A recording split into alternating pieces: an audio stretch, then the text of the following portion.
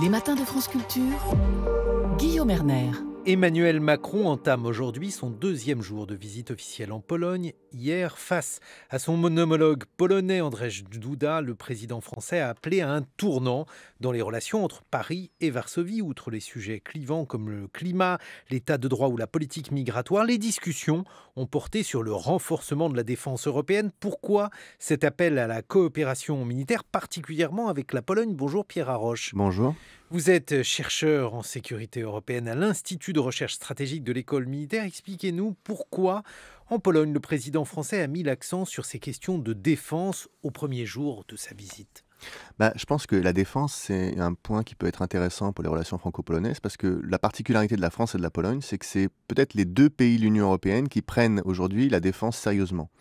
La France, à cause de son engagement bien connu au Sahel, Méditerranée, Moyen-Orient, Afrique.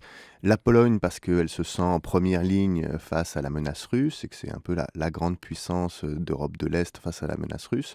Et donc, ce sont les deux pays pour qui la défense est une priorité et une question qu'il ne faut pas négliger, alors que beaucoup d'autres pays d'Europe ont un point de vue plus distant à l'égard de ces questions.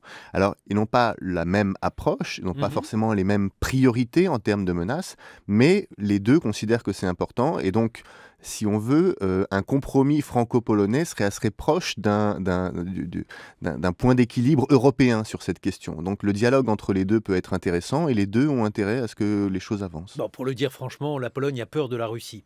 Absolument, la Pologne a peur de la Russie, comme tous les pays de la région. Les pays baltes sont dans la même situation.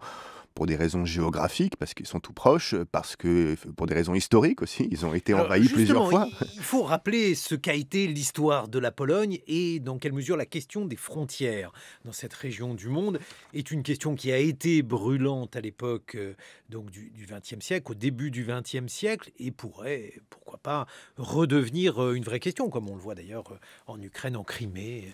Oui, la Pologne, c'est quand même un pays qui a été séparé, divisé plusieurs fois entre grandes puissances et en particulier par la Russie, qui a été envahi plusieurs fois par la Russie au XVIIIe, au XIXe, au XXe. Donc c'est un pays qui s'est construit dans la résistance aux empires qui l'entouraient, en particulier la Russie. Et lorsque, à partir de 2008, on a vu la Russie de plus en plus active militairement en Géorgie, puis ensuite en Ukraine, c'est quelque chose qui évidemment inquiète les Polonais. Ils ne se disent pas nécessairement qu'il y a un plan d'invasion immédiat, complet de la Pologne par la Russie, mais ils se disent que la Russie est un pays qui veut avancer ses intérêts peut-être à leur détriment, et qu'en cas de crise, il peut y avoir une escalade dont les pays d'Europe orientale feraient les frais. Et ça, c'est quelque chose, ils veulent des garanties contre ce risque. Quel est le scénario qui leur fait peur, puisque donc l'une des questions avec la Russie est celle des minorités russophones, mais alors ça ne se pose pas de cette manière-là avec la Pologne, alors que ça se pose par exemple dans des pays baltes. Dans les pays baltes. Donc qu'est-ce qui pourrait arriver avec la Pologne? Qu'est-ce qui fait peur aux Polonais qui ne sont pas paranoïaques? Je veux dire, le gouvernement polonais ne souffre pas d'invention, d'imagination particulière au sujet des intentions de la Russie. C'est ça, c'est les intentions de la Russie et qu'ils voient et qu'ils constatent, c'est quand même que les Russes n'ont pas peur d'employer la violence pour avancer leurs intérêts. Ça, c'est un point qu'ils constatent. Et ce qu'on peut anticiper, après, c'est des scénarios, c'est que à l'occasion d'une crise, il y ait une escalade pas nécessairement voulue a priori par les acteurs entre la Russie et les Occidentaux, et qu'à l'occasion de cette crise, ce soit évidemment les pays de la ligne de front, les pays les plus proches qui en fassent les frais. Et c'est la raison pour laquelle la première chose que ces pays-là, la Pologne et les pays baltes, ont demandé à la suite de la crise ukrainienne, c'est des mesures de réassurance, c'est-à-dire la présence d'alliés de l'OTAN sur leur territoire, pas nécessairement pour faire masse et montrer qu'ils sont capables de repousser les Russes, mais plutôt comme signe de solidarité politique pour montrer que les alliés seraient à leur côté en cas de difficulté. Mais alors ça, c'est très intéressant, Pierre Haroche, parce qu'on se rend compte qu'on a a priori une opposition politique entre Emmanuel Macron et Andrzej Duda, puisque le gouvernement polonais incarne l'un de ces gouvernements. Alors les uns vont dire conservateurs, les autres populistes.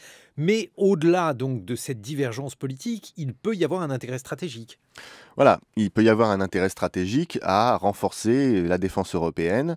Alors, comme je le disais, ils ont des points de vue un petit peu différents, c'est-à-dire qu'on n'a pas les mêmes priorités géographiques. Ça a aussi des implications en termes de relations avec les États-Unis, de par son investissement dans les régions du Sud. La France a plutôt tendance à constater que les États-Unis, on peut de moins en moins compter sur eux sur le long terme et qu'il faut chercher des garanties européennes, construire une garantie alternative européenne en tout cas.